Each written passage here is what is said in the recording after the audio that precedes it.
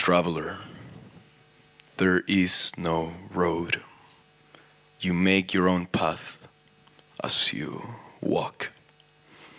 As you walk, you make your own road, and when you look back, you see the path you will never travel again. This is a poem by Antonio Machado, and it's with this poem that I come here to tell you today. Don't take a gap year. Take a life year. A gap year is usually defined as a time when a person takes time out. A gap is that missing space, that break in continuity. This means that there is a gap, a disruption in the path that your life is expected to follow. I firmly believe otherwise. Because in the moment that you stop studying for a degree, working for money, or worrying about a prettier CV, you might have some of the most meaningful experiences of your life. But how? Well, I come here to share that one secret, to listen to your inner voice and that gut feeling, that intuition that you know is there making you feel something but you try to neglect. That thing that when you think about makes your heart beat a bit faster. And in the moment you follow it, you can be sure that there won't be a gap, but there will be a life year. And I'm sure because I took a life year. And I come here to convince you to consider taking one yourself.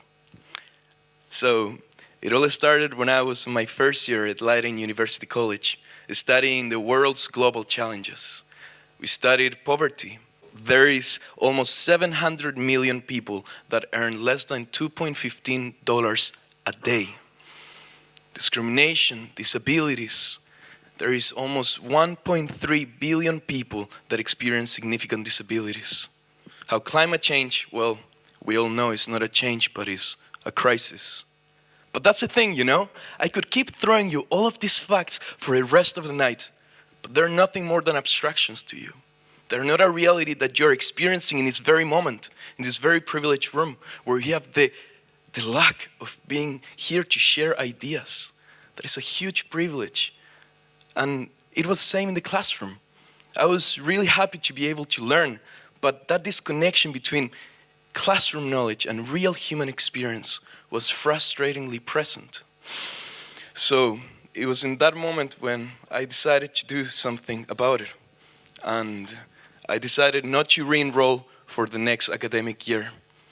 And I decided to terminate my enrollment because I felt like if I wanted to try and change the world, well, I first needed to know it, understand it. And these two pictures, I took them one day apart from each other. Because in the moment that you go into that abstract world out there, you get to see the reality of the beauty of Mount Everest in Nepal, as well as taste its heavily contaminated waters. It matters because then you get to know that person behind the 700 million, 1.3 billion statistic. And then you understand their very personal global challenge. So yeah, I terminated my enrollment, but I didn't really know all of this.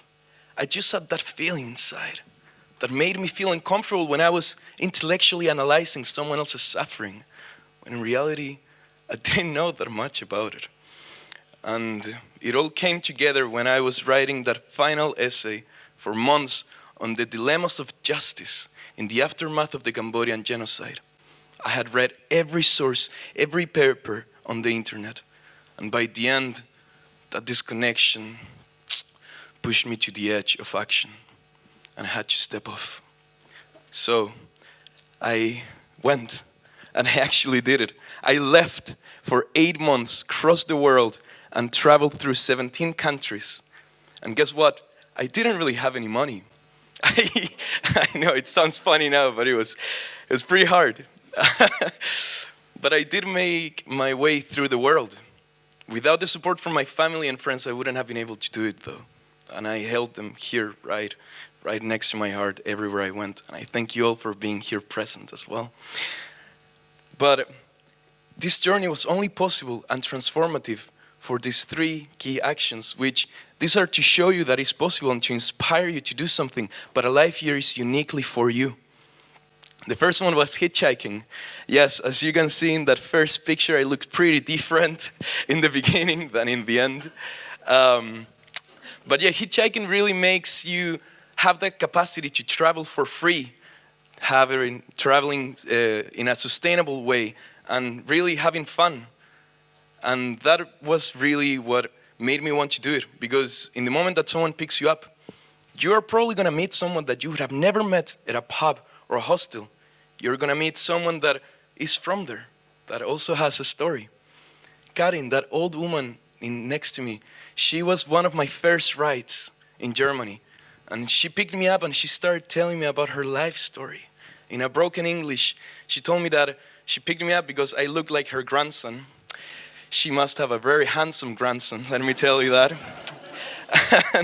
And by the end, she gave me 50 euros, which I never asked, but I really needed. And yeah, it was in that moment when we were just sharing with each other. And even in the moments of silence, we were still traveling together. And that very brief transient connection is so intense, so beautiful, and it's with people you would have never expected. Then you need local food and independence. It's like a traveling guide, but just stay with me because this is really important. With local food, just go to the cheap local markets. But what's important is also to be open to the ways that people around the world eat. If they eat with their hands or with chopsticks, just go and do it. You can learn.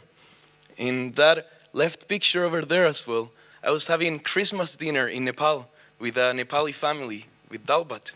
They didn't really know what Christmas dinner was, but that was one of the best ones of my life. Then independence, and by that I really mean to have a sleeping bag and a tent. And I know this might be a stretch for some, but it really means that you have complete freedom.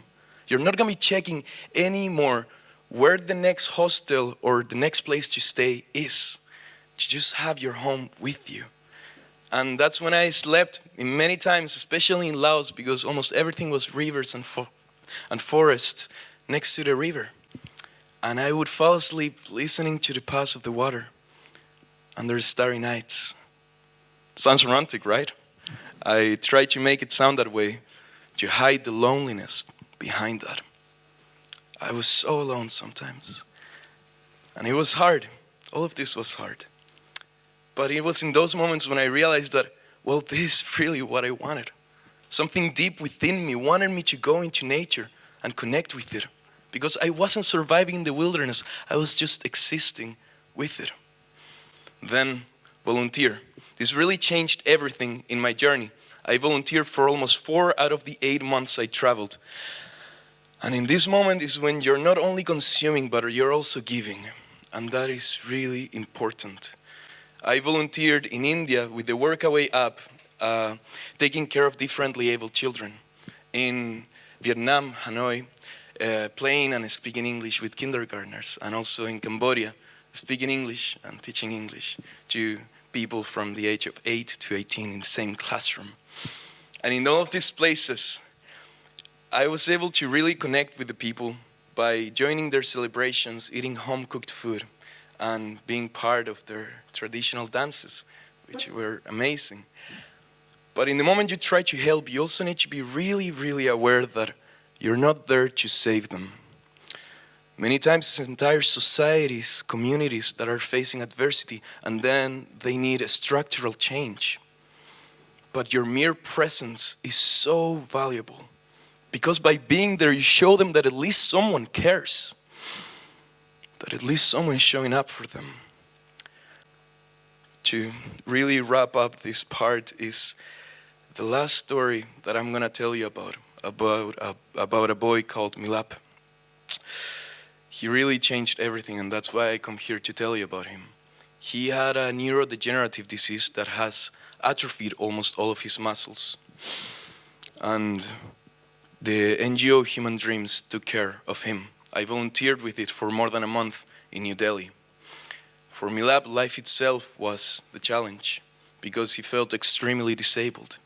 He lived in a society that made him feel that way by not adapting to him. He felt like he did not belong anywhere. So when I was there, I was just trying to boost his mood and take him out of bed in the mornings because he was chained to it by that deep depression more than his actual disease. So we tried to go into the city many times, but every time I could see his face of defeat whenever confronted with the stairs that did not have accessibility for wheelchairs. Ask yourselves, how would you feel if you go somewhere and there basically is a sign that says no entry? And you ask why? Well, because of your body.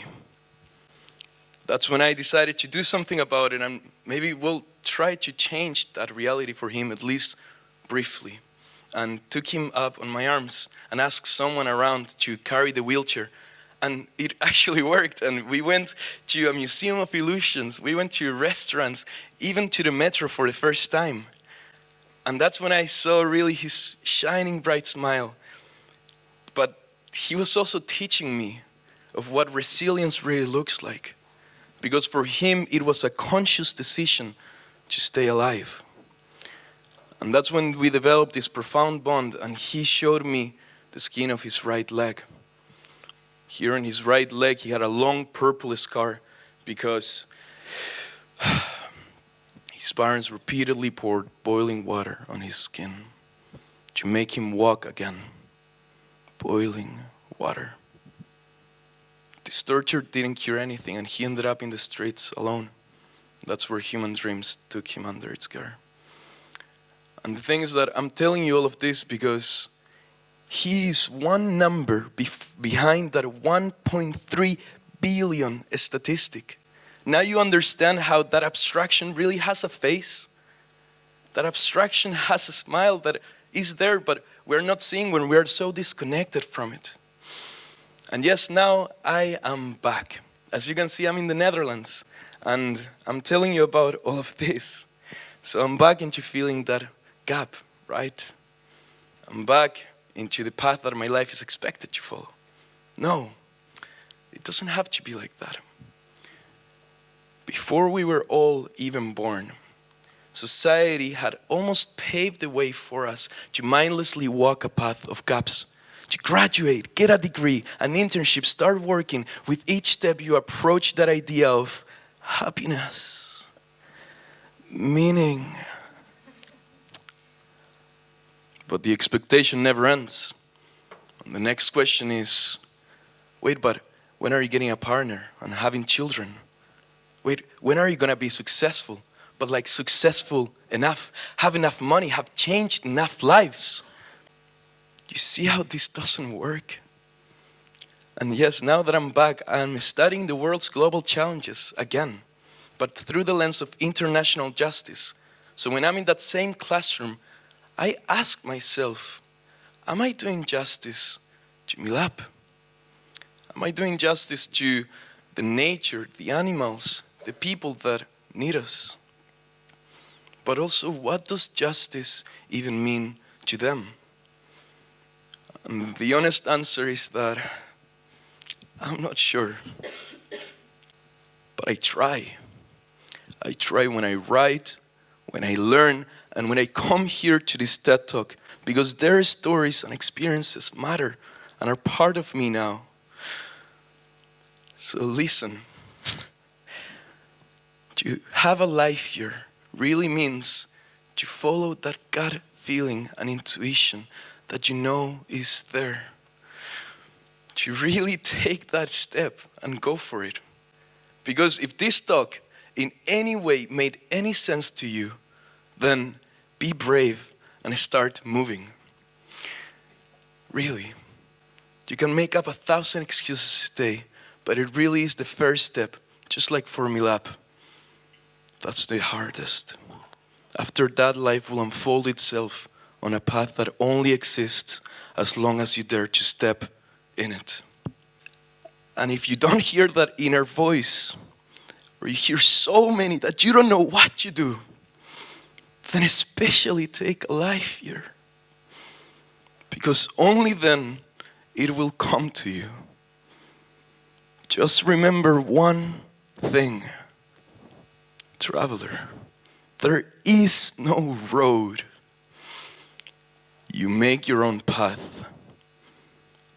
as you walk. Thank you.